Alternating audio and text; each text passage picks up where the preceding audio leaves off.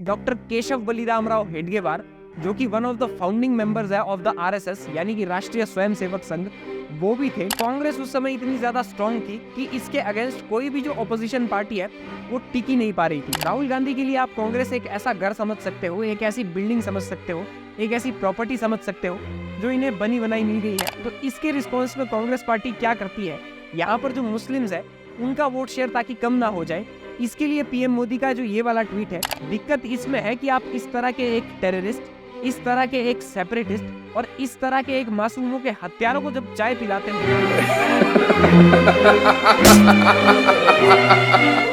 INC यानी कि Indian national Congress, जब भी आप ये वाला नाम सुनते हो तो आपके दिमाग में क्या आता है?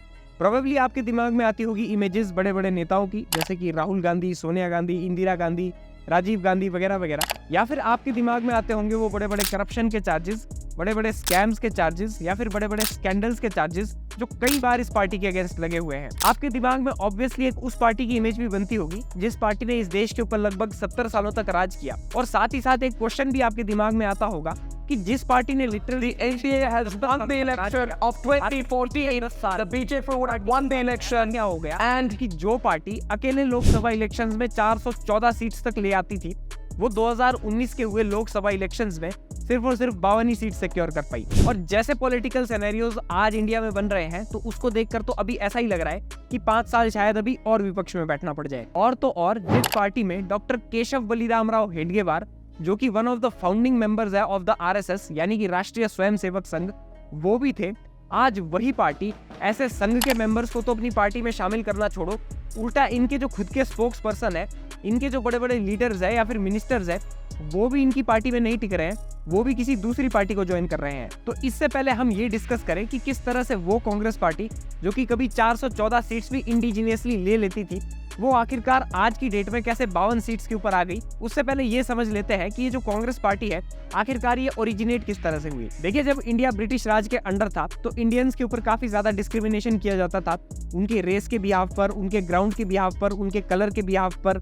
और जितनी भी प्रोमिनेंट पोजीशंस थी, चाहे वो गवर्नमेंट सेक्टर में हो या फिर प्राइवेट सेक्टर में हो या फिर वो एडमिनिस्ट्रेटिव सेक्टर भी हो, उसमें ब्रिटिशर्स ने सिर्फ और सिर्फ अपने लोगों को बिठा रखा था और जो इंडियंस थे उनको डिस्क्रिमिनेट किया जाता था, एक्सप्लॉइट किया जाता था। तो जब ये एक्सप्लॉइटेशन और डिस्क्रिमिनेशन बहुत ज्यादा बढ़ गया, तब यहाँ के जो कुछ नेटिव्स भी थे और कुछ ब्रिटिशर्स भी थे, उनको लगा कि ये जो पूरा देश है, इसके जितने भी कंट्रीमैन हैं यानी कि जितने भी देशवासी हैं, उनमें इक्वालिटी होनी चाहिए। तो 28 दिसंबर 1885 को कांग्रेस करके एक ऑर्गेनाइजेशन बनाई गई। अब जैसे कि मैंने आपको बताया कि इनिशियली ये पार्टी ब्रिटिशर्स द्वारा इंडियंस के ऊपर किए गए डिस्क्रिमिनेशन के अगेंस्ट एक स्ट्रगल के लिए बनाई गई थी। फिर जब आगे चल के ब्रिटिशर्स इनकी बात नहीं मानते, तो इनका ये जो इक्वालिटी का स्ट्रगल था ये बदल जाता है फ्रीडम के स्ट्रगल में। और जब इस कांग्रेस पार्टी को लोग एक फ्रीडम फाइटर्स पार्टी के रूप में देखने लगे, तब इस पार्टी की आइडियोलॉजी से इंस्पायर होकर डॉक्टर केशव बलिराम राव हेडगेवार, जैसा कि मैंने बताया, जो आरएसएस के one of the founding members थे, नेताजी सुभाष चंद्र बोस, ये भी इस पार्टी में शामिल हो जाते हैं। एंड पोस्ट फ्रीडम जब इंडिया में पहला जनरल इलेक्शन हुआ यानी कि 1952 में, तब ये जो इलेक्शन हुआ था इसमें 543 नहीं बल्कि सिर्फ और सिर्फ 499 ही लोकसभा सीट्स थी, और उन 499 लोकसभा सीट्स में से नेहरू की कांग्रेस ने 364 लोकसभा सीट्स को सिक्योर किया था। 1952 के 5 साल बाद 1957 में जब दूसरा जनरल इलेक्शन होता है, तो इस वाले जनरल इलेक्शन में नेहरू लेड कांग्रेस ने 7 सीट्स ज्यादा सिक्योर की, यानी कि जो 1952 के इलेक्शन में 364 सीट्स थी, वो 1957 के इलेक्शंस में बढ़ के 371 सीट्स हो जाती है, यानी कि 371 सीट्स हो जाती है। कांग्रेस उस समय इतनी ज्यादा स्ट्रांग थी कि इसके अगेंस्ट कोई भी जो ऑपोजिशन पार्टी है वो टिकी नहीं पा रही थी। तो ये सारी चीजें हो रही थी। अल्टीमेटली उसके बाद इंदिरा गांधी की भी एंट्री होती है पॉलिटिक्स में और कांग्रेस पार्टी में। उसके बाद कांग्रेस का स्प्लिट भी हो जाता है, और एक बार को क्या होता है कि जो जनता पार्टी का अलायंस था वो भी पावर में आ जाता है। तो ये सारी अलग चीजें हैं, इसके ऊपर मैं कभी और वीडियो बनाऊंगा। और अगर आप चाहो तो मैं कांग्रेस का जो प्राइम है, यानी कि जब कांग्रेस पार्टी सबसे ज्यादा स्ट्रांग थी, उसके ऊपर अगर आप वीडियो चाहते हो तो आप कमेंट बॉक्स में मुझे बता सकते हो। वैसे तो कांग्रेस के डाउनफॉल के काफी सारे रीजंस हैं, बट उसमें से एक जो सबसे ज्यादा प्रोमिनेंट रीजन मुझे लगता है, वो रीजन है पॉलिटिक्स ऑफ अपीजमेंट। अब देखिए, अगर कोई प्रो मुस्लिम स्टेटमेंट पहले कोई नेता दे दिया करता था तो उसे सेकुलरिज्म कंसीडर किया जाता था, जैसे कि मनमोहन सिंह जी का ये वाला बात। To ensure that minorities, particularly the Muslim minority, are empowered to share equitably in the fruits of development. They must have the first claim on our resources.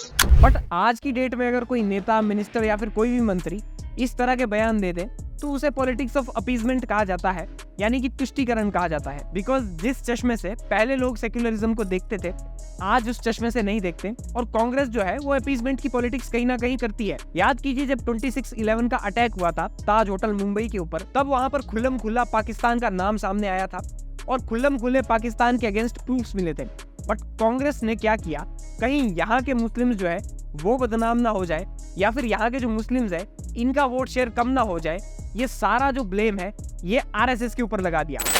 अब ये बात हम कहते हैं कि हिंदू आतंकवादी नहीं हो सकता, लेकिन जो भी हिंदू आतंकवाद में पकड़ा जाता है वो आरएसएस का क्यों होता है, इसका जवाब भी आरएसएस को देना चाहिए। Not even the second time. If they want evidence about Sang's involvement in terror activities, I have got evidence. Digvijay Singh, will you maintain some standard? कई दीपावली पड़ता है तो कहीं बुच्ची का नाम आ जाता है, कहीं कहीं ओबल का नाम आ जाता है, कहीं मुजाहिदीन का नाम आ जाता है। क्या समझौता है हम बताओ, क्या है आपके वाक्य में पता हो, ये सारा के सारे अभिनव वाणी संघ वो जाता है और फिर उसमें बात कार्रवाई हम लोग का हुई। आप खुद सोच के देखिए, जिस अटैक में लिटरली हमारे पास हमारे दुश्मन देश के खिलाफ प्रूफ्स थे, जिस अटैक में लिटरली अजमल कसाब ने ये चीज खुद एक्सेप्ट की थी, जिस अटैक से आपके देश की नेशनल सिक्योरिटी के ऊपर एक इतना बड़ा क्वेश्चन मार्क लग गया, जिस अटैक से लिटरली आपके देश की सॉवरेनिटी के ऊपर एक क्वेश्चन मार्क लग गया, एक कंसर्न रेज हो गया, उसके लिए आपने आरएसएस को तो ब्लेम किया, बट आप पाकिस्तान के अगेंस्ट यूएन में रोते रह गए और आपने उसके अगेंस्ट कोई स्ट्रिक्ट एक्शन तक नहीं लिया। याद कीजिए जब 1990 में कश्मीरी पंडित्स का जेनोसाइड किया गया था, उनको उनका जो होम टाउन था, उनके जो होम विलेजेस थे, उनको छोड़कर भागना पड़ा था, तो उसमें से एक हत्यारा जो कि JKLF के साथ भी मिला हुआ था, यानी कि जम्मू कश्मीर लिबरेशन फोर्स के साथ भी मिला हुआ था, यासीन मलिक, इसको प्राइम मिनिस्टर ऑफिस में बुलाकर तब के इंडिया के prime minister doctor Manmohan Singh ji के साथ चाय पिलाई गई थी। दिक्कत ये नहीं है कि चाय किसी हिंदू को पिलाई जा रही हो या फिर मुस्लिम को पिलाई जा रही हो, दिक्कत इसमें है कि आप इस तरह के एक टेररिस्ट, इस तरह के एक सेपरेटिस्ट और इस तरह के एक मासूमों के हत्यारों को जब चाय पिलाते हो तो ये आपकी डिग्निटी के ऊपर भी क्वेश्चंस खड़े करता है कि आप इंडिया की एक तो टॉप नॉच पोजीशन को होल्ड कर रहे हो और आप चाय ऐसे आदमियों को पिला रहे हो, आप इनविटेशन ऐसे आदमियों को दे रहे हो जिसके हाथ लिटरली खून से रंगे हुए हैं। ये किस तरह का मैसेज स्प्रेड करता है आपके देश की जनता में? ये तो वैसा ही है जैसे यूनाइटेड स्टेट्स ऑफ अमेरिका में ओसामा बिन लादेन के किसी खास रिश्तेदार को प्रेसिडेंट अपने ऑफिस में बुलाए और वहां पर उसे चाय पिलाए। 7 अक्टूबर 2023 को जब हमास टेररिस्ट ऑर्गेनाइजेशन इजराइल की जो सिक्योरिटी है उसको ब्रीच करके इजराइल में घुसता है, वहां पर औरतों का रेप करता है, बच्चों को किडनैप करके वो लोग ले जाते हैं, तब उसके ऊपर पीएम मोदी ये वाला ट्वीट करते हैं जिसमें वो लास्ट में मेंशन करते हैं कि in this difficult hour we stand with Israel. तो इसके रिस्पॉन्स में कांग्रेस पार्टी क्या करती है, यहाँ पर जो मुस्लिम्स है उनका वोट शेयर ताकि कम ना हो जाए, इसके लिए पीएम मोदी का जो ये वाला ट्वीट है इसमें ये जो पर्टिकुलरली ये लिखा गया था कि वी स्टैंड विद इजराइल, इसको कंडेम करती है। हालांकि कांग्रेस पार्टी ने जो हमास ने इजराइल के ऊपर अटैक किया गया था उसको भी कंडेम किया। रीजन नंबर 2, खुद राहुल गांधी जो कि कांग्रेस पार्टी से पीएम का फेस है। अब देखिए इस बात में कोई शक नहीं है कि जो बीजेपी है वो राहुल गांधी के आउट ऑफ कॉन्टेक्स्ट वीडियोस जो है उनको उठाकर उसमें एडिट्स, कट्स या फिर ऐसी चीजें करके उसको मैनिपुलेटिव तरीके से दिखा देती है। बट कुछ वीडियोस ऐसी है जिसमें राहुल गांधी खुद ब्लंडर करते हैं और ये ह्यूमैनिटी एरर है, ये सबसे होते हैं। इनफैक्ट अमित शाह भी जो है वो भी इतनी बार फंबल कर जाते हैं और इतने ज्यादा मिस्टेक्स करते हैं अपने भाषण के दौरान, बट वो सामने नहीं आता क्योंकि बीजेपी के पास अच्छा खासा IT सेल है जो इस चीज को मैनेज करता है। इस वजह से जो राहुल गांधी है उनकी एक पप्पू वाली इमेज क्रिएट हो रखी है। अब इसी में मैं दूसरा पॉइंट ये भी इंक्लूड करना चाहूंगा कि जितना एक्सपीरियंस प्रधानमंत्री मोदी को अलग अलग एज ग्रुप के लोगों के साथ इंटरेक्ट करने का है या फिर अलग अलग प्रोफेशंस के लोगों के साथ इंटरेक्ट करने का है, उतना एक्सपीरियंस अभी राहुल गांधी को नहीं है। ये बात सीरियस ही है। अब बिकॉज मोदी जी आरएसएस के एक मेंबर थे, तो ये जो संघ वाले होते हैं ये रैंडमली किसी भी जगह पर अपने मेंबर्स को भेज देते हैं वहां पर ग्राउंड लेवल के ऊपर लोगों के साथ इंटरेक्ट करने के लिए और उन लोगों को संघ में जोड़ने के लिए, कन्विंस करने के लिए। तो ये जो एक्सपीरियंस मोदी जी को मिला संघ से लोगों को कन्विंस करने का या फिर लोगों के साथ इंटरेक्ट करने का, ये उन्हें आज की डेट में काफी ज्यादा हेल्प कर रहा है।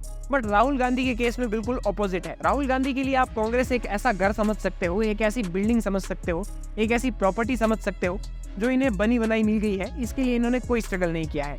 बट जो बीजेपी नाम की बिल्डिंग है या फिर बीजेपी नाम की जो प्रॉपर्टी है, एसेट है, इसे बनाने के लिए बीजेपी 1980 से लेकर मेहनत करती आ रही है और ये मेहनत इनकी फाइनली सक्सेसफुल हुई 2014 में। क्योंकि बीजेपी इतने समय तक ऑपोजिशन में रही तो इन्होंने धीरे धीरे करके चीजें सीखी, धीरे धीरे करके इन्होंने नैरेटिव्स क्रिएट करना सीखे और धीरे धीरे इन्होंने इंडिया की पॉलिटिक्स को समझा, इसलिए बीजेपी आजकल इलेक्शंस को स्वीप कर लेती है। But on the other hand Congress के साथ ऐसा बिल्कुल भी नहीं है। कांग्रेस की नैया थी, ये 1984 से नीचे डूबती जा रही थी और कांग्रेस की नैया को बचाने के लिए कोई स्ट्रॉन्ग लीडर चाहिए था। बट एंट्री किसकी होती है? राहुल गांधी की, जिन्हें ग्राउंड लेवल के ऊपर कोई भी एक्सपीरियंस नहीं है, लोगों के साथ इंटरेक्ट करने का उतना एक्सपीरियंस नहीं है। हालांकि अब ये जो भारत जोड़ो न्याय यात्रा वगैरह वो निकालते रहते हैं तो उससे उन्हें एक्सपीरियंस मिल रहा है।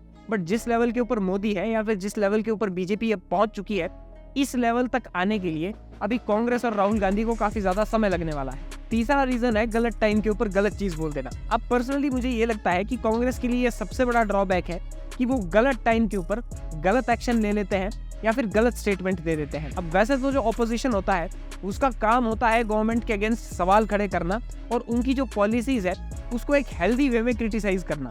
बट कभी कभार कुछ केसेस ऐसे होते हैं जहां पर अपनी जो पर्सनल पॉलिटिक्स है उसको साइड में रखना पड़ता है और जो पार्टी इन पावर है उसके एक्शंस को सपोर्ट भी करना पड़ता है। जैसे अभी 2024 में जब 22 जनवरी को राम मंदिर का इनॉग्रेशन था तो कांग्रेस वालों ने मना कर दिया जाने के लिए। अब जैसे जब G20 समिट हुआ था तब भी कांग्रेस ने ये वाला सवाल उठाया था कि देश की गरीबी को छुपाने के लिए बीजेपी ने जो ये छोटे छोटे घर है या फिर जो अनरेनोवेटेड या फिर अनमेंटेन्ड घर है इनको कवर कर दिया ताकि गरीबी छुप सके। और उस समय बारिश हुई थी तो लिटरली पानी भर गया था, इस चीज को भी कांग्रेस ने हाईलाइट किया था। अब देखिए जो G20 समिट है ये एक बहुत बड़ा कॉन्क्लेव है। इंडिया क्या कोई भी देश इसको हर दूसरे दिन होस्ट नहीं कर सकता। तो अगर इंडिया को इतनी बड़ी अपॉर्चुनिटी मिली थी इस कॉन्क्लेव को होस्ट करने के लिए तो यहाँ पर मुझे लगता है कि कांग्रेस को गवर्नमेंट को अपना सपोर्ट दिखाना चाहिए था। बिकॉज ऐसे कॉन्क्लेव्स या फिर ऐसे समिट्स को होस्ट करना आपकी जो नेशनल रेपुटेशन है उसको बढ़ाता है। अब अगर आप हर चीज को क्रिटिसाइज करने लग जाओगे या फिर हर चीज में गलती ढूंढने लग जाओगे तो सामने वाले आपको सीरियसली लेंगे ही नहीं कि इसका तो रोज का रोने धोने का काम है। ऐसी ही गलती की थी कांग्रेस ने 2019 में जब इंडिया ने बालाकोट स्ट्राइक की थी पाकिस्तान के ऊपर, तब भी ये लोग प्रूफ्स मांगने लगे। ये जो सीआरपीएफ के जवान हैं इनकी फैमिलीज में ये फीलिंग है कि भैया देखो हमें चोट लगी है तो हमें भी मतलब दिखाइए क्या हुआ। ऐसी ही बेवकूफी भरी स्टेटमेंट कांग्रेस पार्टी एक और बार दे चुकी है जब बाटला हाउस एनकाउंटर हुआ था। जब बाटला हाउस एनकाउंटर हुआ था तब के जो हमारे आर्मी के चीफ थे यानी कि चीफ ऑफ आर्मी स्टाफ थे वो थे लेट सीडीएस बिपिन रावत। तो लेट सीडीएस बिपिन रावत को इनके ही एक स्पोक्स पर्सन ने सड़क छाप गुंडा कह दिया था। पाकिस्तान एक ही चीज कर सकता है कि जाके इस तरीके की उनकी हरकतें करे और अपने बयानबाजी दे। खराब तब लगता है कि जब हमारे भी थल सेना अध्यक्ष एक सड़क के मतलब गुंडे की तरह अपने बयान देते हैं। चौथा रीजन ये है कि कांग्रेस के पास लिटरली कोई ऐसा फेस नहीं है जो कि इंदिरा गांधी या फिर पंडित जवाहरलाल नेहरू या फिर नरेंद्र मोदी की तरह वेव पॉलिटिक्स करके उनको जीत दिलाने में हेल्प कर सके। देखिए जैसा पर्सोना मोदी ने या फिर इंदिरा गांधी ने या फिर जवाहरलाल नेहरू ने अपना क्रिएट किया था एक स्ट्रॉन्ग लीडर की तरह, वैसा पर्सोना आज की डेट में जो कांग्रेस है उसमें कोई लीडर नहीं है जो कि क्रिएट कर सके और कांग्रेस पार्टी की ये जो डूबती नैया है इसको बचा सके। इंटरेस्टिंगली 1984 का जो इलेक्शन था वो लास्ट इलेक्शन था जब कांग्रेस पार्टी ने इंडिजीनियसली इस देश में अपनी सरकार बनाई थी और उस इलेक्शन के बाद से जब भी कांग्रेस पावर में आई है हमेशा से कांग्रेस कोलिएशन गवर्नमेंट के सारे पावर में आई है और 2014 में जाकर ये कोलिएशन गवर्नमेंट्स का रिकॉर्ड टूटा जब बीजेपी ने इलेक्शन को स्वीप कर दिया क्योंकि उनके पास नरेंद्र मोदी जैसा एक लीडर है जिसने एक ऐसा पर्सोना क्रिएट कर रखा है, अपनी एक ऐसी स्ट्रॉन्ग लीडर वाली इमेज क्रिएट कर रखी है, अपनी एक वर्ल्ड लीडर वाली इमेज क्रिएट कर रखी है जिसके दम पर बीजेपी जो है इलेक्शंस को स्वीप कर लेती है और वेव पॉलिटिक्स के सहारे अपनी पार्टी को फायदा दिलाती है। वैसे ही इंदिरा गांधी भी थी, वो भी वेव पॉलिटिक्स करके अपनी जो पार्टी थी उसको हेल्प करती थी इलेक्शंस जीतने में। पांचवा रीजन है नेपोटिज्म यानी कि परिवारवाद। आप कांग्रेस की हिस्ट्री उठा करके देख लीजिए, जितने भी प्रोमिनेंट लीडर्स हैं या फिर आज जो कांग्रेस पार्टी का फेस है जो कि राहुल गांधी है वो एक ही गांधीयन डायनेस्टी से आते हैं, जैसे कि जवाहरलाल नेहरू और उनकी बेटी इंदिरा गांधी, फिर उसके बाद राजीव गांधी और अब राहुल गांधी। अब देखिए ऐसी बात नहीं है कि बीजेपी परिवारवाद नहीं करती या फिर बीजेपी में नेपोटिज्म नहीं है। बीजेपी में भी नेपोटिज्म खूब है, बट वही बात है नैरेटिव कंट्रोल करने की, और बीजेपी नैरेटिव कंट्रोल करने में आजकल माहिर बन चुकी है। तो ये थी एक ब्रीफ वीडियो जिसमें हमने कांग्रेस पार्टी के नेशनल लेवल के ऊपर फेलियर की बात की। अगर ये वीडियो पसंद आई हो तो इस वीडियो को एक लाइक, चैनल को सब्सक्राइब एंड कमेंट सेक्शन में जरूर बताना कि आपको अगली जो वीडियो है वो किस टॉपिक के ऊपर देखनी है। एंड अगर मैंने इस वीडियो में कोई भी गलती कर दी हो तो आप मुझे कमेंट सेक्शन में बता सकते हैं, मैं उसे रेक्टिफाई करने की पूरी कोशिश करूंगा। एंड अगर आप मुझे इंस्टाग्राम के ऊपर फॉलो करना चाहते हो तो मैंने नीचे डिस्क्रिप्शन में लिंक दे रखा है, you can go and follow me there. So take care, मिलते हैं नेक्स्ट वीक।